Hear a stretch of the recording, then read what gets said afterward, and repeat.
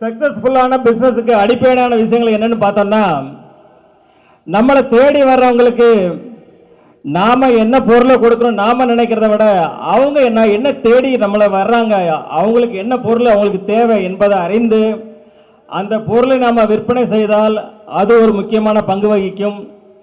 அடுத்தது, குறைந்த லாபத்தில், அதிக லாபத்தை தவிர்த்து குறைந்த லாபத்தில் அவர்களுக்கு வேண்டிய பொருட்களை கொடுக்க வேண்டும்.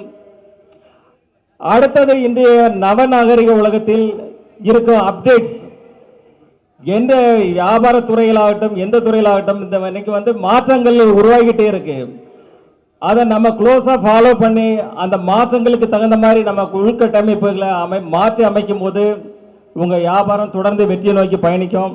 நம்ம சாதிச்சிட்டோம், நம்ம பண்ணிட்டோம், இதுக்கப்புறம் போதும்னு நினைக்கக்கூடாது. இன்றைய சூழ்நிலைக்கு என்ன செய்யணும், என்ன பண்ணால் வியாபாரத்தை விருத்தி பண்ண முடியும் என்று அனுதினமும் ஒரு பள்ளி மாணவனை போல நாம் தினமும் தொழிலை செய்து வந்தால் நாம் தொடர்ந்து வியாபாரத்துறையில் வெற்றியை பெற முடியும்.